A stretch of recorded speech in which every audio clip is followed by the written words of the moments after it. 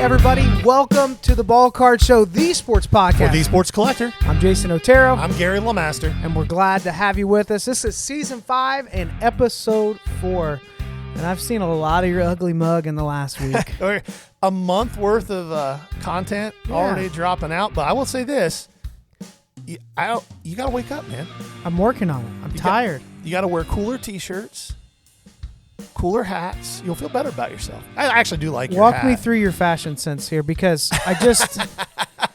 I wear stuff for two reasons. I either like it or it's slimming. It's black. So black is slimming, which helps. You do look so... The next thing I was going to say slim? was how slim you look. Slenderman over here. Even if you wouldn't have mentioned it. My thought was like, my God, how am I going to get through this episode without telling him how slim he looks in that T-shirt? But black shirt, Care Bears. Okay, slimming. Yeah. Rock and Care Bears. Man. So you know what we would call that in the reselling world? What's that? Factor stacking. So, no, it's a thing. It's a thing. It's a thing. I don't know what you're talking about. You're trying to convince yourself to buy a really crappy T-shirt, but... Oh, this was a gift. Well, I'm just saying, I'm trying to explain it to you. I don't need a literal response to everything. Your brain's looking a little slim today, too. But anyway, you got Care Bears and Slimming. That's factor stacking. Oh, okay. So it's like this brand of clothes doesn't sell that well, but this is made out of wool, and it does have a 90s vibe. So now I have vintage, chunky cable knit to add in as keywords. It's factor stacking. How do the keywords Care Bears and black T-shirt stack? You know what factors I want to talk about? What's that? Tight spaces and head cheese. Let's get into that. Yeah, Shipshawana, baby. Yeah, so last week we went to the Shipshawana show. We stayed overnight. Gary had a table for Friday. And I tagged along. I had to do a lot of buying as I'm getting back into the show scene. We actually just uploaded a video the same day as this podcast from Shipshawana. It shows all of our main pickups, the ones we're most excited about. So be sure you check that out. But we were in the heart of Amish country. And when I say it, there was an area in southern Indiana where I grew up that had a large Amish community. This was a much larger Amish community. Yes, it's legit. So we get there a little bit early. They're not quite opened up at the Michiana Conference Center and then Event Center. And then we decide to go to one of those. I mean, there's one in every Amish meat and cheese store. How do you beat that? So we go in. Now, Gary has one of the weirdest affinities for foods that you're like, that's disgusting. He's the guy that's like, I love it. It's so good. It is. So he picks up head cheese. Which 3 pounds of it. I was so excited. If you don't know what that is, I'll try to explain it the best way I can, and then I'm sure you're going to need to defend me. But head cheese is here's what I do know is in it: pork snout and pork. Was it called hock? And then other pork parts, all held together with a clear gelatin. So it's like you're looking through a thick slab of. If bologna was separated out and stringy in Jell-O, and you cut it like a loaf, you really made that worse than it is. Is there a part of that was not accurate? No. So basically, you take. Hold on. Is there a part of what I said that was not accurate? Well, no. In the micro, it was accurate. Okay. What am I missing out here? In the macro, you made it worse than it is. You take the head of the pig, you boil it until everything falls apart. You pull the bones out, and then you add pectin and salt and some other seasonings. And then you pour that into a tureen, and you let it set, and then you slice it. Ladies and gentlemen, not only does he eat head cheese, he knows the process of making it, which is even more disgusting. I've made it before. But we get back in the car as we're leaving, and I issue a very clear statement to you. I said, as we're passing a buggy, I said, don't you open that, or I will kick you out. If I smell that head cheese, you're a dead man. I would rather have my head sewn into the ass of that horse that was flip-flopping right there, right into the cheeks, than to smell that head cheese. You also said that you would run the Explorer into a divider on the freeway. I said I will full-speed concrete barrier if you open that head cheese anywhere in this trip. So it made it all the way back. Slightly pickled. It's delicious. No, it's disgusting. Yeah, it's really good. So are you. But Shipshawana was a great show. Let's talk about they've been expanding. It's been growing. They have a much bigger facility that they're using now. It didn't matter. It didn't matter. I'm telling you, there's a lot of images out. If you follow the show, you've seen them by now. But it was so packed. Friday there was like a 2 to 3 hour window. Yeah. Basically other sellers buying from each other, setting up.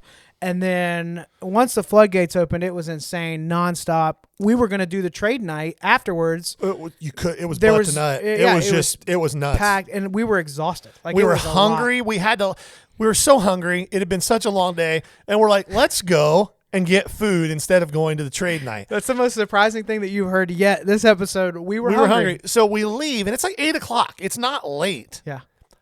When I say everything in this town was closed, I mean everything. Well, now the pizza place does have long hours, but what time do they open? 7 a.m. If you want a slice of pepperoni at 7 a.m., they got you. But if you want one at 6 p.m., you're out. Not happening. So yeah, we think, well, let's just go DoorDash. It looks like there might be some DoorDash options. The 1.5 miles from where we checked DoorDash options till we got back to the hotel, there were no longer DoorDash options. When I get hangry, you were definitely hangry. I become something other than human, and I hate anyone that's around me. And you were definitely on the receiving end of that. That's okay. Because I was like, I trusted you with DoorDash. I trusted you. You told me. You said there were so many options. Yeah. And here we are. We had to drive 15 miles to the next town. Passing buggies in the night. And that's dark. an experience. Like, yeah. When you're in the heart of a Amish country, you don't realize how much light pollution there is in a major city where we live. We're just so used to it. It was dark. Yeah. So we get there. We do get food finally. Got a Mississippi pot roast pizza.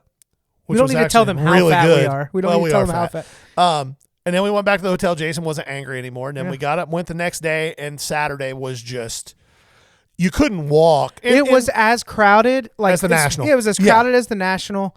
One thing I would say is a little bit easier to get showcases. Like the National, if there's a popular like a table or a booth that has a lot of good stuff, like you're 2 or 3 deep a lot of times. Yeah. It wasn't quite that bad, but there were a lot where you're waiting and having to jump in. The sellers were exhausted. Like that was super clear.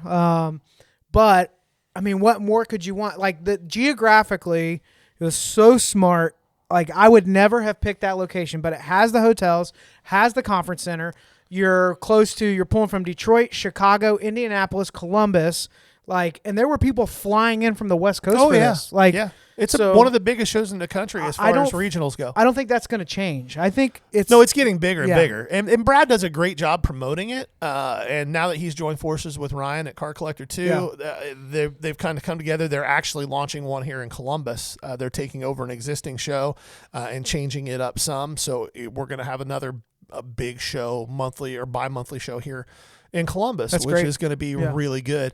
But yeah, if you have a chance to get to that show, they're doing another one in May. It's not quite as big as this one. It's going to be in the same location, but it won't be quite as big. But this is the big one every year, and it is so good. All right. If they are lazy as they're watching this and listening and they don't want to look up the video of pickups, I need you to say one that you picked up at the show. Yep. That is your favorite pickup. The McDavid rookie. Bought couldn't get my money out fast enough. Mm-hmm. Jason was standing there and he missed it because the guy had some vintage stuff. And there was a Connor McDavid Young Guns. It was the canvas, the horizontal one, not the vertical one. BGS 10, 0.5 away from a black label. And he had it tagged at about 50% of market value. Yeah. And I said, "Hey, would you take this?" And he said, "I'll meet you in the middle." And so I asked Jason when we walked away. I said, "Did I look as greedy as I think I did as I was whipping my wallet out?" Because it felt like he was like, "Here's my money, take my money, take my money, give me the That's card." how it felt. Yeah, so you stuck your hand out to shake it. And you're like, "Deal, sir! You got a deal, buddy!" Like you're coming out of a 1950s television show. But yeah, that was probably the best pickup I had. I think if I had a personal favorite, it was the Bright Lights Barry Sanders, because you don't see him very. It's not a big card. It's like a $60 card, but you just don't ever see him. It was 1999 Skybox EX, the Bright Lights insert. It's a yellow. Yeah, my favorite pickup was the playoff contenders autograph rookie ticket for Urlacher. I thought you were going to say the Spielman, but the Urlacher was a cool card. Spielman is a beautiful card. Pop 1 to 25, flawless, gold signature, team logo. It's a beauty. That's going to really. It was fun for me to watch you buying at this show because it's been a minute since you have been focused on anything other than like high volume, low dollar stuff on eBay. Like your buys, you'll call me, hey, I just bought this 4-row, and it's watching you buy some nice stuff and getting prepped to start getting back into the show scene was fun for me because you were excited and you were excited to show me what you got. It was fun. Yeah, it's been fun, and it's been like an adjustment going from, oh, I'm going to 5X this purchase to, hey, man, if 35%. You get 35 to 40%, you killed it. And I'm like, really? Because it's so expensive to do a lot of this. But, I'm excited because this weekend in Xenia, Ohio, we will be set up. Gary, both of us will be there. We'd love to see you there. I'm buying still more showcase inventory. You're always buying. Always. And we'll be set up to sell some stuff too. So if you get a chance to come out to Xenia, we'd love to see you there. Yeah. It's a great show, and they advertise 3 buildings. Is that right? Yeah. Well, we were talking about pickups. I do want to talk about one other pickup, but it wasn't from Ship Shawana, but it was the same weekend. I know, but you included in the video like I it did. was. That was dirty. Well, no, I said this weekend. The integrity. I said it was this weekend. You got to talk about it, though. I It's do, pretty though. sick. I bought the Optic Elite Series rookie Jalen Hurts 1-of-1 auto. True 1-of-1, not the black box, white box BS, like the actual true Elite Series 1-of-1. And my understanding is, I know for a fact the card's never surfaced. It's never been available for sale anywhere. It's never sold. The guy I bought it from was helping an older gentleman sell it. And my understanding is the older gentleman ripped that card, and it's been sitting in a box ever since. That? No, if I do anything with it, I'll just get it authenticated. Yeah. This is a good point. If you bowl a big 1-of-1, unless you're 100% certain that it's going to 9 or better, just get it authenticated. Yeah. There's no point in doing anything else. It's going to be at Xenia this weekend. I've got a couple of potential buyers for it. If they don't buy it, it'll probably get sent off. And the reason for that is I don't want to hear anybody say it's an 8. Right. It's a 9. It's the only one there is. It could be a 2. It doesn't matter. Does a 10 really make it more valuable? It probably makes it more collectible. Yeah, but it doesn't necessarily make it more valuable. Guys will try to say that it does, but what are you comparing it to? What's your multiplier? Well, now if you bought it raw, I have a rebuttal here. Okay. The newer products are releasing an insane amount of 1-of-1s. So Paul Skeens has hundreds and hundreds and hundreds of 1-of-1s. So in that regard, I guess there could be, if somebody's buying more high-end stuff, they may own 10 Skeens 1-of-1s. Yeah. And they may have 10s and 9s. So I do think with Ultra Modern, probably a little more of that, but you're talking about a card that hasn't surfaced. People know it's true. Well, and you can say... And like Optic football, right? They're going to be, like in 2020, you had basically 4 1-of-1, true 1-of-1s. You had the true, the rated rookie non-auto. Then you had the rated rookie auto. Then you had the rookies auto. And then you had the Elite Series. Can you explain to people what makes something a true 1-of-1 and what does not qualify as a true 1-of-1? Yeah, so if it's there's a couple subcategories to this that are important. First off, in the context of a given set, like for football, Optic or Donruss is a good example. The non-inserts would be the true, so the rated rookies. Then you're going to have an auto and a non-auto, right? In Prizm, it's the Prizm Black Finite and the Black Finite. Now that Prizm has like 5 different variations and things like that, you're going to get several different 1-of-1s, Black Shimmers, Black Stars, all that stuff. But the ones that people are going to chase are still going to be the Finites. Then you also have like trues within that subset. So the rookies in Optic and Donruss, there's the rookies, which is a insert set, and then there's the Elite Series and Elite Series rookies, which is a subset, an insert set. But the thing that really gets confusing with a lot of this stuff is I'm already confused. Panini decided a while back that it was going to be much more cost effective for them to, instead of chasing down athletes that weren't signing stuff, to just go into their warehouse and grab stuff that they had and throw a sticker on the back of it that says white box 1-of-1 or black box 1-of-1, and then put it in a box and give it to people as a replacement for other stuff. So you have a market flood of 1-of-1s that aren't actually 1-of-1s. They don't have the actual 1-of-1 foil stamp. They just have a sticker on the back of the card.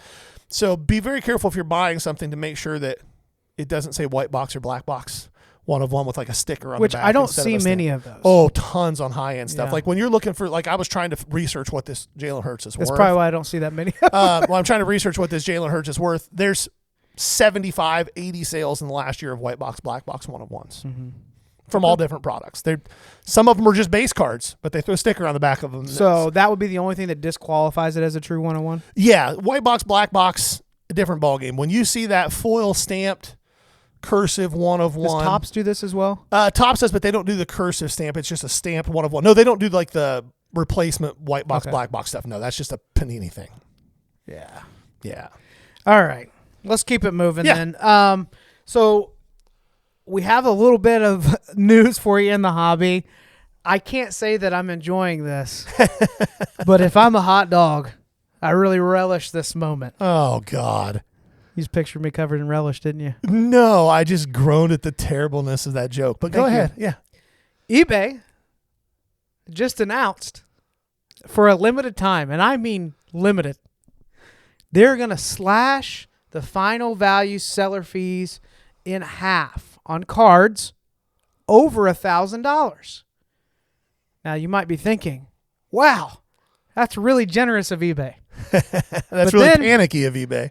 If you've ever sold for eBay, you know they don't do anything out of generosity. Nope. That's not the motivation. Why do I think this is happening? One, is this a good thing? Yeah. There's a lot of sellers out there. It's not just low-end sellers that have been dealing with this BS in the last year. There's a lot of higher-end sellers that have committed to this eBay model. They've been doing it for, some of them for 20 years. This has been like where they were shipping cards and then collecting cash back in the day. They have massive businesses, and they've been hit really hard by these new selling platforms. It's an adapt and overcome type of situation. People are going to have to figure out where these other platforms are. But I think what it says the most is this. eBay is losing traction on this higher end market. They don't go giving away and taking less money from people unless it's going to make sense to them. What this tells me is Whatnot and some of these other live platforms are putting a dent in the higher end card market. Yeah. They're probably running this as an experiment to see, is this something we can salvage? The irony for me is this. If they would just address the way that they treat the seller, keep your fees. Yeah. Like, that's why you're losing it. Now, there has been pushback on this. I know that fees continue to go up. Trading cards, we're not supposed to get hit with this, but it seems really clear to me that eBay is starting to feel it. They're starting to feel the competition, and I think that is a great thing in this case. So when I saw that in the news, I was like, this is a good thing. The biggest issue here is very simple. If eBay treated their sellers as well as they treat their buyers, I think most sellers would be like, I'm fine with the 15%. That's perfectly fine. What I'm not fine with is I'm going to pay you 15% and then I'm just going to just take it from you whenever you feel like giving it to me. Yeah. That's the issue. Yeah, I posted it on our Instagram. I don't know if those of you that watched this saw it, but I'm so frustrated. I was trying to think, how can I keep my store running but also not reward eBay for their terrible service? So I went through and pulled hundreds of listings down that were on the more valuable side, considering low market. I'm not talking about a lot of cards over $1,000. I'm talking a lot of that like $20 to $50 to $75 cards. I pulled hundreds down. I don't want to give them my money. I'd rather sell it at a show. I don't want to support them more than I need to. This is a business relationship. They've made it really clear that they don't seem to care that much about the seller. Yeah, it's transactional. And so, so I've done that. Now, an update to some things that have been going on before we move on to the next topic. Yeah. They have cleaned up some of these issues with standard envelope. The mass no scan issue that happened, for the most part, those are addressed. However, starting this week, I've been getting return to senders every single day. Now, what's common in the past, I'm now sold over 9,000 items with this store since last June. So less than a year, 9,000 sales. If I got a return to sender once every 6 weeks, that was a thing. Most of these they're arguing are non-machinable. So, and they're scanning through my hub and getting to other places first. So I talked to the post office and they're saying, it seems like there must just be clerks and postmasters that don't want to deal with the standard envelope anymore. Yeah. And if they feel a top loader, they're just sending it back. So I've changed everything now to card savers, which is going to mean while more stuff is going to get there, I'm going to have more damaged surfaces, and I'm going to have to issue more refunds on that side. This program is failing. I honestly feel like even though it would hurt, like for a little while, I would expect the eBay standard envelope to go away. It's failing. Yeah. They can't seem to recoup it. But they are offering half off. So if you have a bigger card that's a good eBay candidate, but you didn't want to pay that much in fees, I mean, if they're going to cut you back, and now you're looking at like 7%, 10%, like all in, or if it's truly a half and it's like 7%, and you could put a 3% promotion on it, yeah, it may be worth giving it a try. It's not going to hurt anything. Do what you will with that information. For sure, good information to have. Yep. I don't know if everyone has seen this, but this week they released the new golden ticket in Topps Now product, and it's actually pretty sweet. I have nothing critical to say about this card. Well, I do have one thing critical to say about it. Well, explain what the card is first. So I think then we'll go from there. So it's celebrating LeBron 50,000 points. This is a Topps Now. Yes, it's one of the print-to-order things. I guess back up a little bit. Explain what Topps Now is. And then, Topps Now is a print-to-order platform that Topps runs on their website. When something cool happens, they'll release the triple Olympics thing last year with LeBron and Steph, and was it KD? I think so. KD was a Topps Now product. When Jaden Daniels threw that Hail Mary this year, they did a Topps Now card for it. There's no set print run. They open up the window for orders, and when the window closes, they print as many as were ordered. The last few of these they've done, they've included a chase card. There's a one of one of this floating somewhere. The Olympic one was a triple auto, one of one of on card of LeBron, Steph, and KD.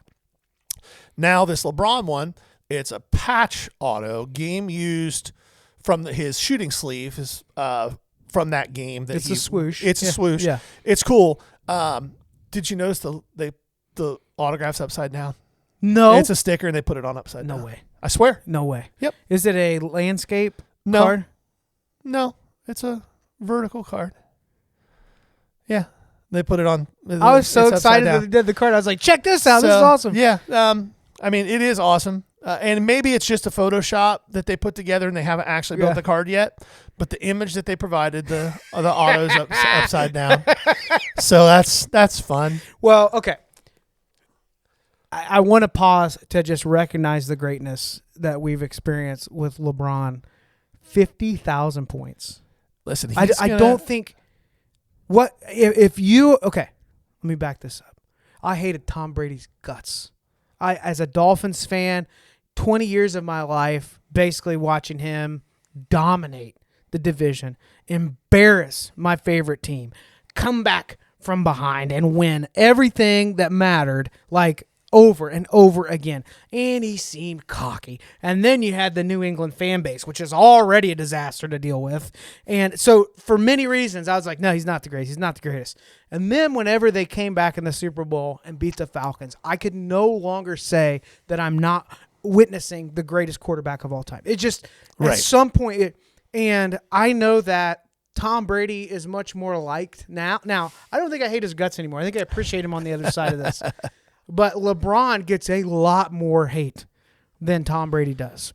I think we're now getting to the point where people who have been in that camp where they just want to dislike the guy for whatever reason, and there's some reasons that I understand fan bases don't like him, but what we're witnessing now is never going to happen again. I can't imagine a world where somebody is healthy for over 20 years and playing at that level. Do you remember what Michael Jordan looked like at 40 years old trying to play basketball? I remember a lot of reverse layups for the Wizards. It was bad. Yeah. The reason LeBron gets a lot of hate is because he doesn't just shut up and dribble. Let's just call a spade a spade. He doesn't get hate for his on-court stuff. People will complain about him flopping here and there. I think you have fan bases that felt betrayed with. Well, yeah, but I mean, most of the hate he gets is a direct result of not shutting up and dribbling. He uses his platform for things that he cares about, and good for him. Yep. Whether you agree with it or not, we should all use the platforms we have to stand up for the things that we believe in. Yeah, absolutely. Period. Yep. In my opinion, and this is a opinion that there's a large contingent of people watching this and listening to this Just are going to laugh. Let it out. You put LeBron's the greatest basketball player that's ever lived. Notice I said greatest basketball player. there were things that Michael Jordan did better than LeBron.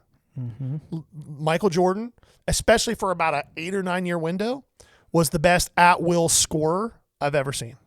He was the most competitive player I've ever seen. So are you saying he wasn't 25% of the passer LeBron James is? You think peak LeBron, peak Jordan LeBron? I think career. Okay. Gotcha. I think career, LeBron's the greatest basketball player I've ever seen. He's 40 years old, and he is dominant. I think he's still one of the 5 best players in the league at 40 years old. In my mind, the last 5 years cement what you're saying. He's the best basketball player, not best scorer, not best rebounder, but he's the best basketball player that has ever played the game. One of the 8 or 10 best passers of all time at any position, and for a wing, probably the best passer of all time. He's going to finish number 1 in scoring. He's going to finish top 5 in assists. And he's he's been an all defensive player multiple times. And one of the things that's really, really important about that conversation is he defends all 5 positions on the court. Jordan was a great defender, but he wasn't a great defender in the way that LeBron is. Jordan was a great one-on-one defender. He wasn't a denier. If you needed to keep somebody from getting the ball, you didn't put Jordan on that guy. Now, if you wanted somebody to jump in a passing lane, pick one off, like that kind of stuff, Jordan was amazing. And he was a great defender. That's not me denigrating Michael Jordan, so don't lose your minds. Oh, they're already lost. But Jordan couldn't defend a center. Jordan didn't defend really quick point guards very well. I know you haven't brought up Kobe one time. Kobe was a different animal. Okay. Kobe might be the best pure scorer I've ever seen. I just wanted the Kobe people to be offended as well. I mean, he might be the best pure scorer I've ever seen. But we're witnessing the greatest. Yeah, LeBron's the best player that's ever played. Greatest career in basketball. Not even close. Yeah. So that card's let's play a game here. Over under. What do you what's the line on one? What will be the highest bounty that's offered for that card? Because it's definitely getting one. Yeah, probably 250. You think that's it? I do, because it's not something so unique. Mm-hmm. Like the Olympic one was so unique because it was all 3 of those guys. It was on card. LeBron has a lot of one-on-ones. This isn't a pack pulled thing. Mm-hmm. I think 250, maybe 3 is probably the biggest bounty. And where do you think, if it goes to auction, you think it touches 4? 3 to 5. It just depends on when it goes to auction. And to be frank, it depends on whether LeBron shows up on any Diddy lists. I mean, let's call it what it is. That's not a let's. That's a you. Well, if that happens, his market's going to tank. What if Luka shows up on a Diddy list? His market would also tank. Yeah, but it's just interesting and strangely specific. Well, there's a lot of chatter, footage of LeBron and Diddy being buddies. There's a lot of celebrities. Yes, I agree. 100%. There's no question. But this is not an official ball card show take. You asked about a specific person and what that card would do. And I'm telling you, and I brought up a scandal. And I'm saying the one thing that could crash that card is that. Yeah, let's keep the Skip Bayless at bay here. Good grief. I said it first. Well, yeah, I mean, no, I've heard lots of people say it. Anyway, we don't need to head down that trail. Let's get into something way more serious. The Cheetozard. Oh my God, has officially sold on Golden Auctions for $88,000. One of the most ridiculous things I've ever seen in my life. If you don't know what I'm talking about, listen in here. You should be glad you don't know. First off, I've never eaten Cheetos slow enough to appreciate the artwork. I may have eaten hundreds of thousands of dollars at this point. Wait till the Blastoizard comes out. Oh my goodness. So a Cheeto that looks like Charizard in the same way that you've been so like the deeply potato convinced. chip that look like Mother Teresa? Yeah, like when your mom was like, go back out and play, and there's literally nothing else to do. Right. You lay down, stared at clouds, and squint. You're like, that does look like Charizard. I can see where it's coming from, but it's definitely a Cheeto. It is sold for $88,000. It's definitely a Cheeto. It's in a special case so air doesn't hurt it. It's the dumbest thing I've ever seen in my life. $88K. It's sold. Now, you want to make money flipping in the card industry? This was purchased originally for $350. Now, how would you like to be the guy that's like, I sold a Cheeto for $350. And you now, feel like you won. He took his buddies out for free beer that night. Yeah, he felt like he had he no won. idea he was sitting on $88,000. Well, it took a special airtight case with some Charizard artwork behind it. At least another $100 went into that. And Ken Golden pumping this thing up to get to 88K. Yeah, but people have to pay for it. Like, people have to bid on it. They there do, had to but be multiple bidders. There were, and but Ken's pretty good at pumping that stuff up. Did you see him on Logan Paul's podcast a couple weeks ago where they ripped a box of first edition and pulled a Charizard Holo in like the third pack they opened? No, did he get him with a lot of... Oh, yeah. Yeah. $88,000 sold on gold. So for a Cheeto. just take a peek before you take your next bite.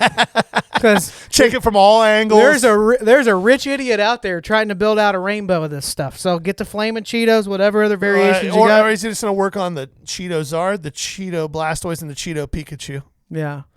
In case you were wondering how well the TCG world is it's pumping. elevating, this is pumping better than Zion as the Prizm was releasing for that year. Speaking of things that shouldn't be happening, we have a new scam. It's happened on eBay, believe it or not. But shocker. Luckily, the buyer will be protected in this. Buyer purchases a JJ McCarthy Prizm Silver Rookie, super common card that's pretty hot right now. It's a silver. The images show that it's a silver. The card arrives. Buyer takes a look at it and sees that it looks like a silver on the front, but something seems a little bit off. Turns the card over. There is no Prizm font on the background, meaning it's not a silver. On further inspection, he realizes there is a film, a laminate that has been placed over top of the card, making it appear to be a silver. Junk Wax Hero did a story on this, and you can buy this on Amazon. There are clings that look exactly like Panini parallels that you can put on top of a card. Now, for the buyer, luckily for you, eBay will do anything to protect you. Right. So, and that's a good thing in this case. All they're going to have to do is file item not as described. It is going to hit the seller for a ding. I hope that they would actually report that. That's definitely a scam, not the same card. Now, this brings up a really good point that's worth talking about. And I noticed that older buyers that have been buying on eBay for a long time, especially guys that have purchased, maybe hundreds of vintage cards from me over the year that are very thorough. They don't spend a ton on it, but they always send me a message.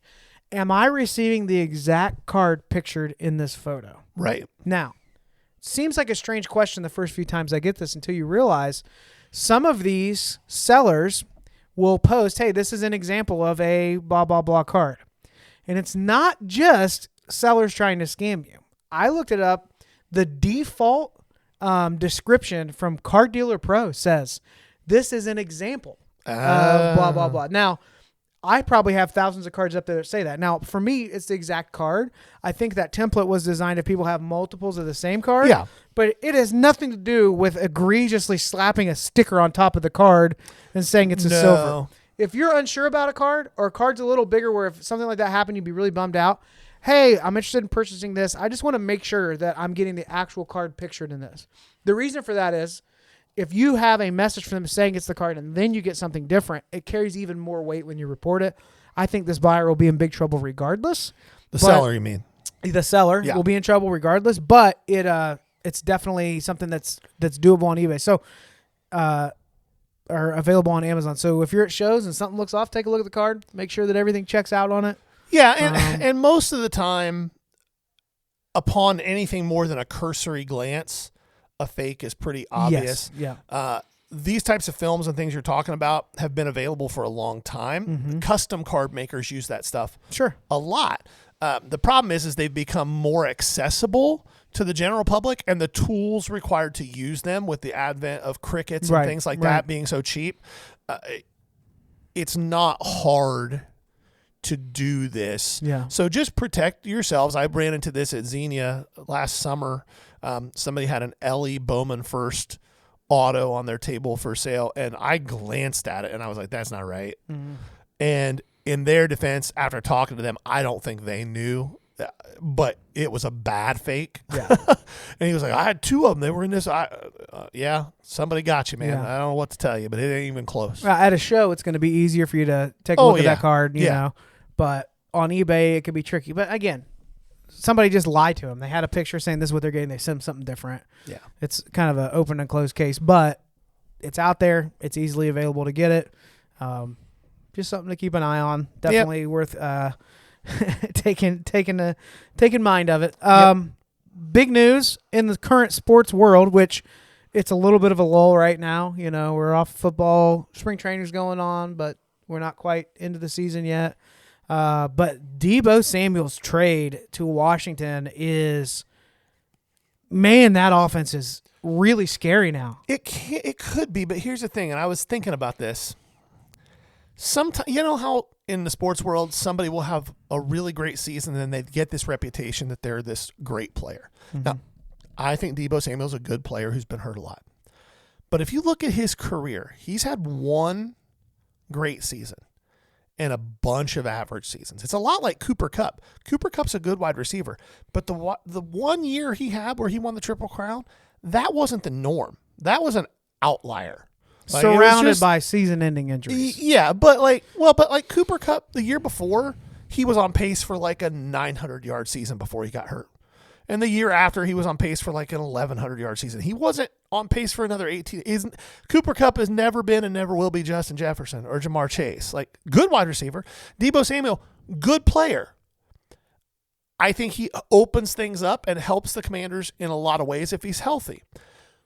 But don't go buying Deebo thinking that he's going to throw up a 1,500-yard receiving season with 400 or 500 yards on the ground. And like Terry McLaurin's the clear number 1 there. Yeah, like Deebo is the 2 or 3 there. Like, you know what I would say that I think he's going to be a little higher impact than what you're expecting. I see where you're coming from with that. There definitely have been that. I know, was it last year? Was it a slower start? Was he hurt on the front end of the season or a little bit later in the year? No, a little bit later, but he only missed 2 games. Yeah, on the front end, it was like, hey, is he going to catch stride? Ayuk's doing a lot. Like, it just went back and forth. Well, Ayuk got hurt, yeah. And when the offense needed to lean on him. Well, let me go back to what I was going to say. Take a look at Miami, right? Yep. Put Jaden Daniels there with Waddle and Tyreek. Oh, God. Yeah. So just having a really solid second option. Oh, I don't disagree. I think that's been a multiplier for that Commander's offense. Yep. Now, what's going to happen to the market? All right, Deebo was, because of that year and the timing of the hobby, he got real expensive. Yes. Too expensive for a lot of people. Then you had injuries. So some people dumped his cards on the cheap, but you also have some that have been sitting on those like, hey, he's going to be back. He's going to be good. They're going to have to take a loss on these cards. So I think he will be a little expensive. However, somehow Jaden's market probably just went up with this. Yeah, it actually has a little bit. Jaden's market didn't really come down much at the end of the season. Like, his downtowns were doing 15 to 16, and then at the very end of the season, once they got eliminated, they went down to like 12, 13, but now they're back up to 16. Yeah. Yeah. And Optic hasn't hit yet. When Optic comes out and his Optic downtown's hit, they'll be $2,200. Yeah, it's going to be, I think it's just really cool. You look at a team that literally had poop pouring into their field a couple of years ago. Yeah. Ownership gets shoved out. You have the rebrand, which, let's be honest, no matter how you feel about it, the way that's done has been a disaster for the team. Yeah. And now they're turning around, and you're like, they're in contention. Well, just goes to show how much in any organization, sports, business, life, it just goes to show how much your top-level leadership matters. Like, the Cowboys should be as good as their fans think they are. They will only be as good as Jerry Jones, and Jerry Jones ain't any good. Yeah. It is what it is. Perfect example of that. Yeah. My Bengals are in the same boat. Yeah. I don't want to talk about the Dolphins. It's just... Yeah. Well, it's your new owner's better than your old owner. Huizenga was real bad. Yeah. Yeah. Well, you know. I feel you'll always have Marino. That's all we've got. So if we got that, and we got Ace Ventura. That's Finkel.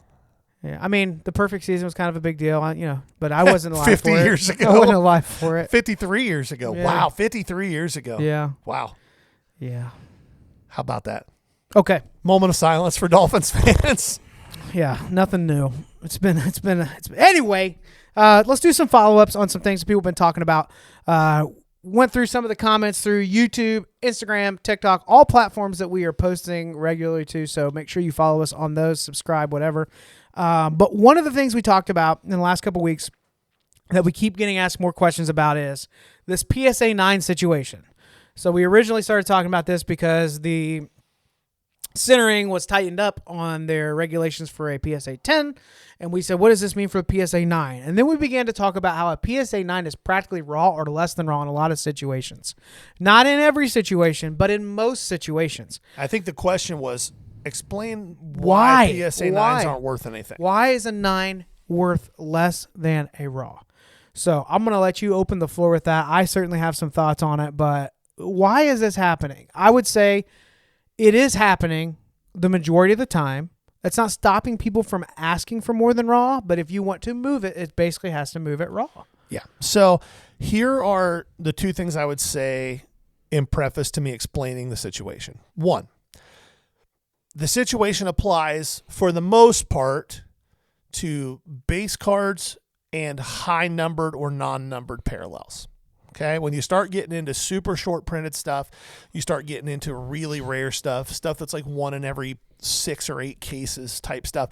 It's a little bit different. But the reason that this happened and the reason we find ourselves in this place is early on in the boom, and believe it or not, the boom for the hobby, this last boom, started before COVID. It exploded in COVID, but the boom started about a year before. Mid-2019, things really started to tick up. We had a couple of really good quarterback classes in a row in football. You had a couple of really good rookie classes in basketball. You had the Acuna, Soto, Vlad Guerrero Jr. effect in baseball, Tatis, those guys.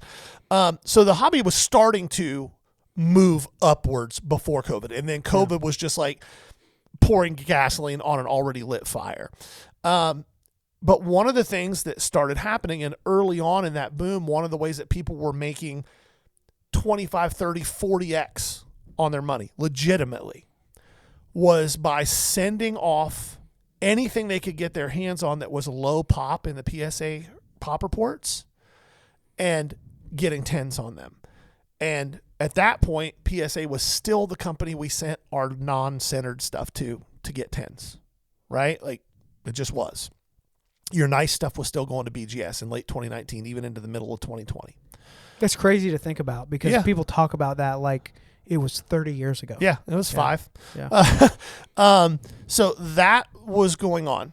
So people were getting back cards. Like you could go buy a box of 1990 Fleer basketball in mid 2019 unopened for $20, 15, 18, $20, $25, and you were going to get 3 to 5 Michael Jordans in that. And if you sent those off to get graded, and remember, grading costs for basic service at that time was $9. It was $9. And if it got a gem, it was a $250 card. So if you get 2 of those out of your 5, and you paid $20 for the box and $20 for grading, you have 11x to 12x your money on the product, right? And you could go buy a case of it and do that 30 times. Right. It was free money. And when people started seeing that, they were like, man, we got to start sending these new rookies in. And so PSA, and it's what caused the delay at PSA, where everything was taking a year and a half, 2 years to get your subs back. People were sending in 300, 400, 500 base Donruss Kobe Whites and DeAndre Hunters and all these guys from that 2019 class, base Donruss Kyler Murray's, and just all this stuff because it was a $5 card and it cost $10 to grade it, and you could sell it for $100. Yeah. It was a 10 to 12x on a PSA 10 from Raw at that period of time. What did a 9 do at that time though? A 9 usually was about 40 to 50% more than Raw. Yeah. But what happened is so much went in and so much came out that the market got flooded on 9s. And so as the market got flooded on 9s, there wasn't any demand for it. The demand all switched to, well, it's got to be a 10 or nothing. So the 9s got devalued and devalued and devalued to the point where you can buy base 9s of pretty good players. They're rookie cards from that era for $7-8 now. Yeah. And as that continued to happen, the market shifted, and perception is reality. And the perception of the market was that it's better to have a raw card that has a chance at a 10 than it is to have a slabbed 9. Now, again, back to the exceptions to that thought process. Really low numbered stuff, like of 10 or less, 9s are not worth less than raw. Really super short printed stuff, the stuff that comes one every 5 or 6 cases, like the and really thick cards, tough grade cards, like Flawless, National Treasures, Spectra die cuts, things like that. Little different ballgame too, because a 9 in those is about the same as a 10 and anything else, and a 10 in that's about the same as a BGS 10, and anything else. So those are kind of the exceptions to the rule. I think, as we talked about a couple weeks ago, as this continues to shift and the PSA's standards continue to tighten up, I just got an order back where I got slaughtered. And I talked to lots of people. Pause you there. I heard that probably 10 times over the Shipshawana show. Yeah, just people were slaughtered. and I was like, yeah, they clearly had a meeting and said, we're tightening things up. We don't hand out 10s. Like, I talked to LCS owner this week that said it was a lot more tightened up. Like, it's tough right now. Yeah. So, and I think that as that continues to happen, the value of 10s will continue to rise, especially on newer product. And the value of 9s will trail that. I think we eventually get back to the point where a 9's worth 20 to 40% more than raw. And then the question becomes, what's worth grading? Mm-hmm. Right? Like, if it's going to cost you $20 to $25 to grade a card, and it gets a 9, it's a $20 raw card, and it's a 9, it's only worth $30 at the most. So the answer is that's not. That's not something you want to send into grade.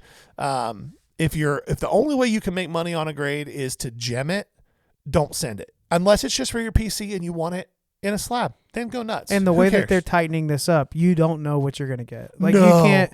Like, people that have like 70 to 85% gem rates, which is pretty good. That's really good, honestly. If you're sending off a lot, they're getting killed right now. So I just don't know that I would put a lot of stock in it. Now, if you go back and watch on YouTube, which we've already recommended, the pickups video, you're going to see I picked up some 8s. I picked up some PSA 9s. Older cards. But they're all early 2000s. Tough grade, thicker patch cards, game used. And in newer slabs. Yeah, like I have a PSA 8 Pop 1 Tom Brady game used jersey. With none higher. That is going to carry more value than whatever that raw card is. That is an exception to the rule. But I agree that wholeheartedly that the reason this happened was there was just such a flood of base 9s out there. Like, I still have stuff that I would put in shows a couple years ago that comped out at like $20. You can't get 5 out of them. And it's not that the players have bombed. No. They haven't gotten, some of them gotten better. And they're in more demand. Yeah. Not that card. Not in a 9. So I think the sentiment behind the question is that doesn't make sense. A 9 should boost the value. And to that we're saying we agree. But there were so many handed out. And if it is common, it is not uncommon.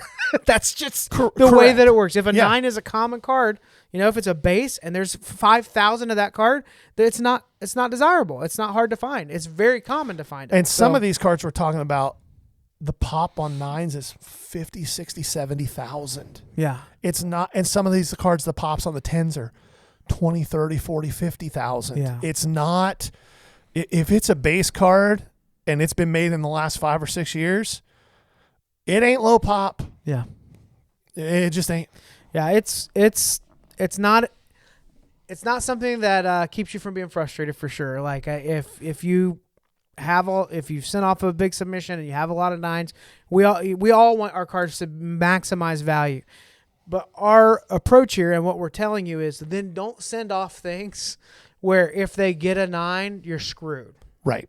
And if it frustrates you too much, one of the really important things to remember, and this applies not just to cards, because I think we both agree, a 9 should Yeah. be worth more than A raw. 9 should cover grading costs. Like, that's all I would want is if I got a 9 on this, does the value cover grading? Well, that equation is going to mean that the card has to be worth X. Yeah. But it also means a 9's going to have to boost it. And we're saying it's just not there yet with most stuff. And whether it's cards or anything in life in general, if you live in a world of how you think things should be, you're going to be miserable all the time. Like, the reality is what it is.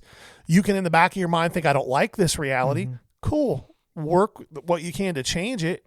You on your own probably aren't going to be able to. You can price your PSA 9s at whatever you want to. Doesn't mean they're going to sell if there's 1,000 other people willing to sell them for less. So stop worrying about how things should be. Live in the world of where things are. A lot of people ask me why I sell a lot more raw than I do graded. This is a lot of why. I don't want to necessarily take that risk. I will grade certain things, but a lot of my sales are raw. Yeah. Yeah. I think you adequately addressed that. If we have more questions about it, too bad we're not talking about it. One last thing before we wrap up today. Yep. And it's just a huge thank you to everybody that supported the podcast. We hit a milestone for us that in a lot of spaces it's not a big deal, but when you have basically been the garage band of sports cards podcasts for a long time, we've been doing this for years, but we got notification from the distributing platform that we use that we hit 10,000 downloads this week just with the audio. That's Apple, Spotify, a few other oddball podcast websites that you might have heard of, but to us, that means a lot. Yeah, we don't get the fancy YouTube plaque from it. No. We need about 990,000 more of you guys to hit subscribe on YouTube for that to happen. But it is a big deal. It felt really good. Yeah. And we do feel like we're just getting started. You know, we had talked about doing video for a while. Here we are, we're putting this out and we're getting an overwhelming response, way more than we expected. And we're just so happy to see that. But 10,000 downloads, it's a big deal to us. I hate your guts, but I love you. And I'm glad that we get to do this. I'll make sure I buy you some head cheese for Christmas this year. Please don't. This has been the Ball Card Show, the sports podcast. For the Sports Collector. Bye now. Peace.